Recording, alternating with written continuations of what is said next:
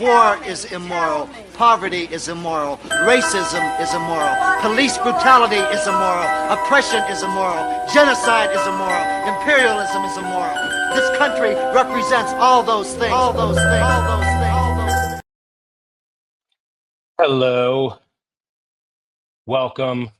This is my first episode of my new show. I'm very excited. This is awkward, and this is global warning. My first guest has been one of my heroes for 30 years, Daryle Lamont Jenkins, founder of One People's Project. Before we kick off, I gotta say it, and I do apologize. This is just part of the game. Please subscribe, join the conversation, and get exclusive extras if you're a super fan.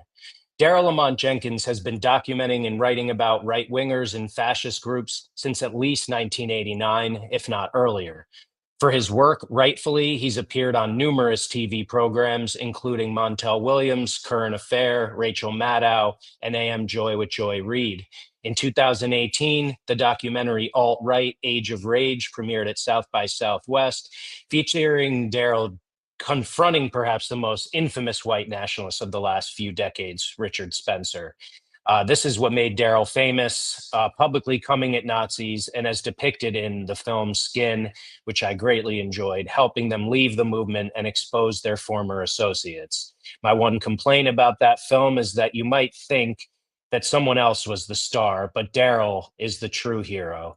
Today, with the election of Donald Trump and the implementation of Project 2025, Daryle's work has never been more important and his life has never been more in danger.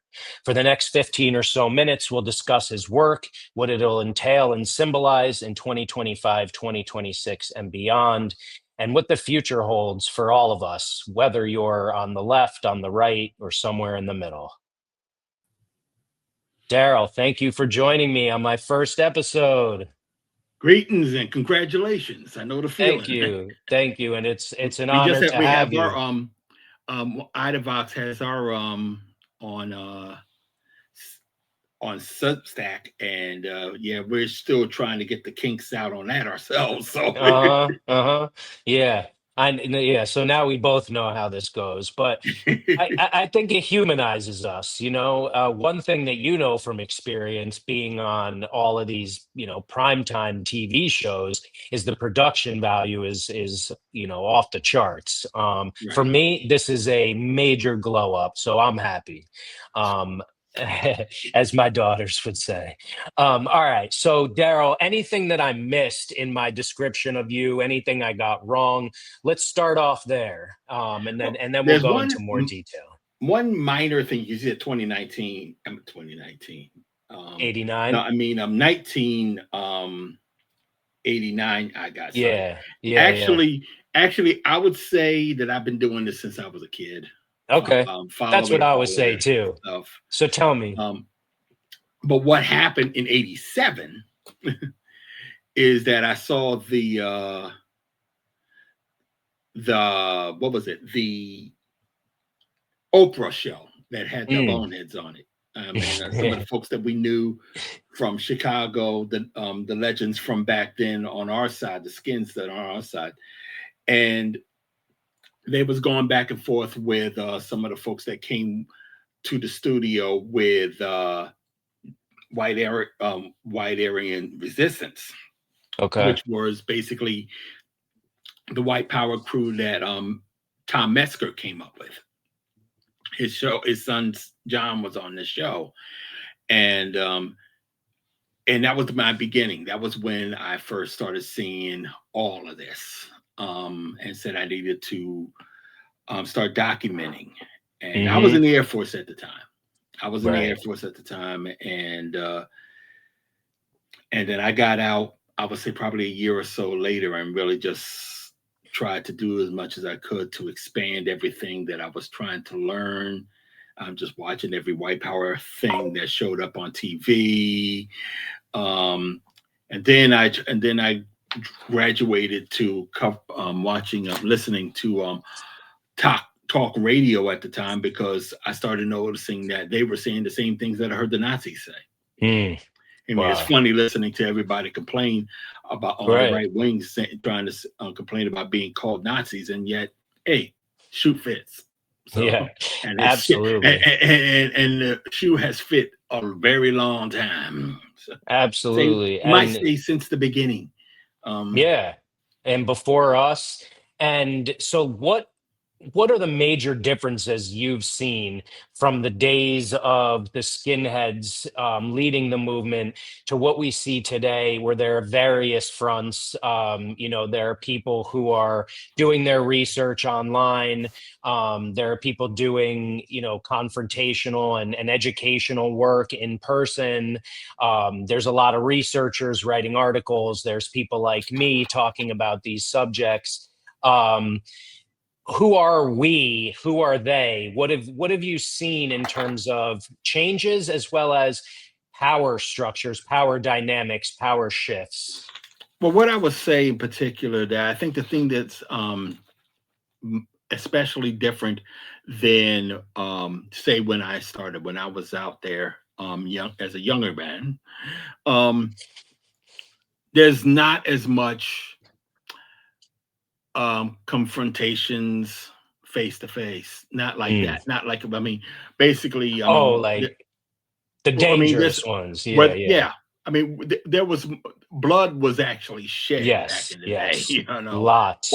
we were just simply being each other's face. I mean, we saw Yep. that here. I mean, we swung on people back in the day, but today it's just basically yelling at each other back and forth online and this and the Is other one thing. better or worse? More Well, that's what I was effective or going to say. less There was a effective? yin Oh, to the my bad. yang. Go, go. Yep, Yeah, yep. there's a yin to the yang because we're also a lot more educated as to who the bad guys are. Yeah. We do research. We do see from them how bad they are and why they are so bad. Back then, they got away with a lot of stuff that they would not get away with today. Okay. And probably wouldn't if I would actually start putting the stuff that I recorded Hmm. off of Telegram. whatchamacallit, on talk radio, whenever a show on Oh, talk radio. I mean, I have tons of tapes from back I can help then. you. We got to get that up. Yeah. Oh, I got this little machine that I'm going to put together, but I Oh, got some good. stuff that's on now, online right now. There are Tell the folks individuals where at. at onepeoplesproject.com. Oh no, you know what? I'll do this even better. We have three websites. We have um onepeoplesproject.com, which everyone pretty much knows. The other one is AWKWORD.com, which is our news line for One People's. And Okay. the That's an third one important is distinction. however, is W. I'm not W. Rogues.wiki, WIKI. That's our Rogues Gallery. A lot of old entries to that one, but they basically little bios of all this scum on the earth. But Wow. like I said, they're pretty old. A lot, and we want to try to Okay. update a couple of them. Cool. That's All some of them, like if not. top secret stuff. All right. I like But that. there was a guy on there named Bob Crand. He's dead now, but he was one of the people that I used to record all the time. Me and one other person, and he was the nastiest of the nasty. I mean, and he was on WABC here in New Wow. York, and this is a guy who referred to Martin Luther King as a scumbag on the air or a bomb. I mean, he was one of. Amazing. I mean, he would actually have people from the WP saying leave their contact information over the air. He said, "Oh, you're a Wow. neo-Nazi. Why don't you just go ahead and give us the your information so we can get it out there to That's everybody." amazing. That was ABC. Mhm. Yeah. Yeah. That was And ABC. so then there was this period of time for most of my life where all of it was still happening, but mostly hidden to the public. like where things got cleaned up. And so whether you thought that or not, you couldn't say it. And, you know, if Imus says something gross about Black women basketball players, it rightfully becomes a scandal. You know, I mean, the media is a whole other subject, but it was an unacceptable thing that he said, which I'm not even going to repeat, but it got him in a lot of trouble. And now suddenly the president and everyone he's associated with is very comfortable saying it live, or, you know, doing it on national television again. You know, hailing Hitler with you know, Elon Musk on stage and all of that. So now it's back in the open again, and I see people, as you said, yelling at each other online, and I see people yelling at each other on the streets at protests. I think there has to be more that we can do. So I'd like, you know, for the last few minutes, for you to tell me what you see your work as being over the next few years, and what other people can and should do at this time to fight back against what is not a creep of fascism, but just, you know, I don't know, a wave. Well, I think right now, one of the things that we have to bear in mind is that we do have options.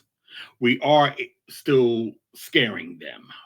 If we actually keep getting in their faces the way that we had back in the day, or even now, offline, I mean, because let's be real, when it comes to this particular FASH crowd, the scariest three letters that in their life is probably IRL, because they cannot deal with people when they come to you, when they come to them. So that's one of the things. We got to be a little bit more physical, not necessarily swinging on people or shooting them in the neck. I would just simply say we got to be there so that they cannot go but so far. You know, I mean, I always got mad. I always get mad, and I definitely got mad back in the day because folks will say we should just ignore them. This is what happens when we ignore them. Exactly. And the thing is, back in the day, I mean, no, not even back in the day. I'm just going to say back in after Trump lost in 2020. People started saying, okay, now we don't have to be out in the street protesting this anymore. It's all over. It says, no, it's not. No, it's not. And January 6th happened. And then they use that as this reason to say, see, this is why we say, I'm glad we didn't go out there. No, if we went out there, that wouldn't have happened. How do I know that? Because of July 6th, 2019. When the Proud Boys came out to DC to have a rally similar, and we came out in force, and they stayed their ass on Freedom Plaza. Yeah, So I remember. The more we show, the less they show. That's one thing. That's one thing that we got to bear in mind. Now, the other thing you said about myself. You know, first of all, I want to thank everybody for helping us with this with this situation that we had over the past couple of months. We had to come up with $10,000 like within 2 months, and we actually did it. And that is making us realize that if people are willing to give us that lifeline, we got to start saying, okay, we need people to help us take this further. We got to go further. And after what I just said, I mean, we're writers and we like putting stuff out there online. We love doing our podcasts, but IRL is really going to be the way we go in the future. Yeah. And by that, I mean, we have to start having more events. We're going to have more things out there that the general public, not just the activists, can enjoy. So one of the things that we're definitely going to do is we're going to be talking is going to do something that's a little bit more tangible. I'm being a little cryptic because we don't have the plans yet, but by the time in the next couple of weeks, we'll be able to tell you what's going on. That's exciting. But we're going to need your help. just like we needed your help in these past 2 months, we're really going to need your help for this. But it's going to be something that you're really going to want to be a part of, and you will be a part of. I mean, I assure I you of love to this, hear you're it. really going to enjoy what comes up. So, I love it. I love it. So, we'll finish up with this. You mentioned being there in person, confronting them in person. And them not showing up when we do show up ourselves. And I've seen that so many times in, places that I've lived, like New York City, and places that I know well, like Portland, also DC, as you mentioned. And you also called, you referred to some of these people as scum at one point, and yet your way of life feels very abolitionist to me, because if you didn't think that these people could be transformed, you wouldn't be doing that work that you most originally and to the greatest degree became known for. And that's taking them, as you did, your character did in Skin, to a place to have tattoos removed, to important government offices to provide information that they would have never wanted to provide when they were still active, to unlearn the disinformation and misinformation that they'd been just totally pile drived with their whole lives. So how do you put the two things together? How do you recognize the dangers in the current individual while accepting they may be the product of generations of this, and then work toward having them be the type of person who could safely attend one of these events you're talking about? well, it's funny because I was just talking with somebody just before I came on with you about this, and and it goes back to, I've mentioned my father, or rather Mike, who plays me, Mike Coulter. Um, it's mentioned that my father was a drug counselor, and basically it was his plan. The way that Hmm. that I operate is similar to the way he operated.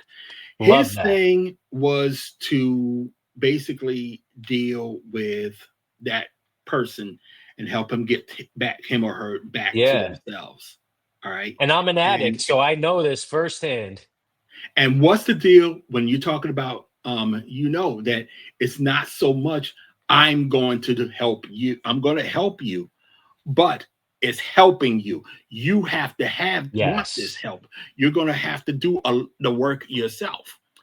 But my father's thing, his attitude was there. He's only going to give you what, two chances, and if you do not, if you're not receptive, if he keeps falling back into the old ways, he's going to move on to somebody who he Okay. can work with, who That wants to makes actually sense. get clean up.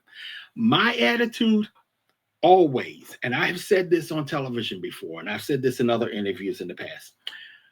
I can help somebody come out. First, they have to come to me, just like with my father. You have to come to me. I'm not going to go chasing you down, talk about there's a better way or some shit like that, some stuff like that.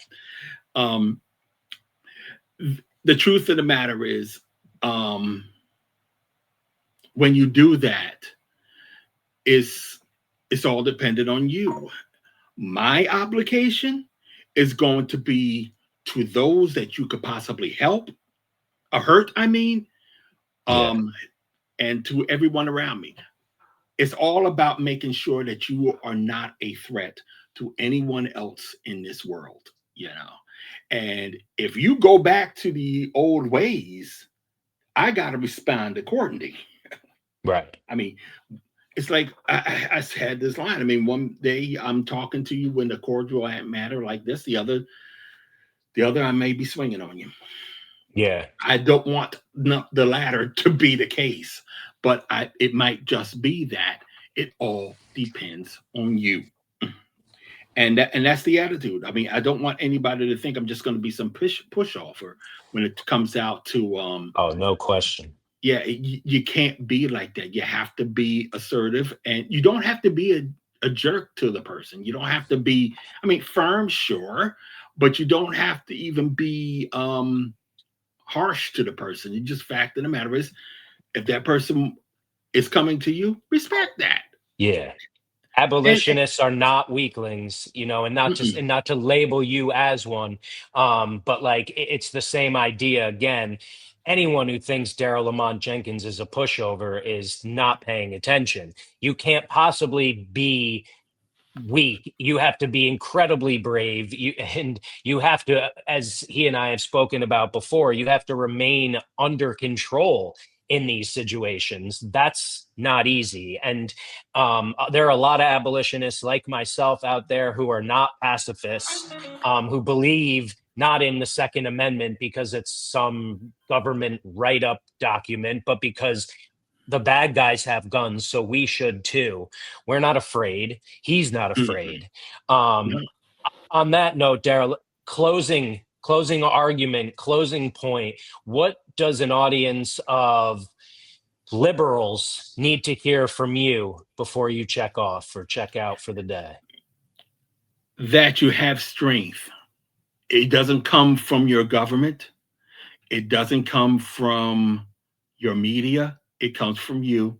And sometimes it's just a case of when you see things that need to be done, you might need to be that person that does it. Love it. Thank you so much for your time, brother. I appreciate you. I appreciate your time. And we'll stay in touch so I can help you get out whatever information you're keeping from us right now. Oh, you'll hear about it in the next 2 weeks or so. Sounds good. All right. Take care. Right. You too, brother. War is immoral. Poverty is immoral. Racism is immoral. Police brutality is immoral. Oppression is immoral. Genocide is immoral. Imperialism is immoral. This country represents all those things. All those things. All those things.